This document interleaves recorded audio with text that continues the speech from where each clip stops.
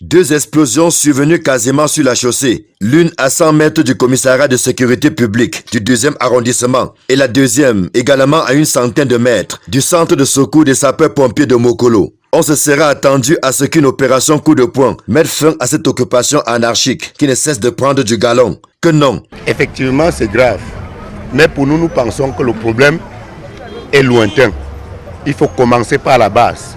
Si les vendeurs à la sauvette occupent la chaussée, c'est effectivement le manque d'emploi. Parce que nous estimons que la majorité sont diplômés, sont même formés.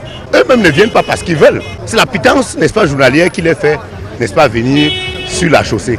Pour le préfet du Fundi, il n'est plus question que l'incivisme perdure au marché Mokolo. Où il y a eu l'explosion, c'était en route.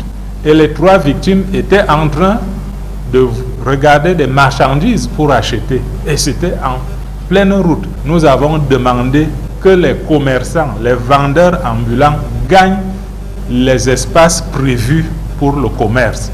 Nous ne voulons pas voir des gens occuper la chaussée. Face aux vendeurs à la sauvette et différents chefs de secteur, le sous-préfet de l'arrondissement de Yaoundé 2 est porteur d'un message de sensibilisation. Les récents événements imposent une nouvelle façon de faire. Parce que nous leur avons justement rappelé qu'il n'est pas possible qu'un individu parte d'ailleurs et vienne déposer un sac, un colis suspect à côté d'une marchandise et que cet individu puisse disparaître aussi facilement. Ils doivent rapidement prendre les mesures à leur niveau avant de remonter l'information pour que nous puissions anticiper et mettre hors d'état de nuit, comme je l'ai dit, les individus qui viendraient perturber cette sécurité-là. C'est ce même message de veille et de sensibilisation qui a été délivré aux chefs de village et de quartier, lesquels font face à une insécurité criarde, particulièrement dans la zone de Mokolo, où certains hors-la-loi profitent des grandes pluies pour commettre des forfaits. Mokolo est une sorte de foule où on retrouve tout. Ça devient difficile pour les chefs que nous sommes, les FMO même, d'identifier formellement les individus qui exercent dans le marché. Nous allons travailler avec les bailleurs pour pouvoir savoir qui est leur locataire, qui n'est pas leur locataire, identifier tous ceux qui entrent dans le quartier, de veiller à ce que si quelqu'un dépose un sac, qu'il l'emporte lui-même.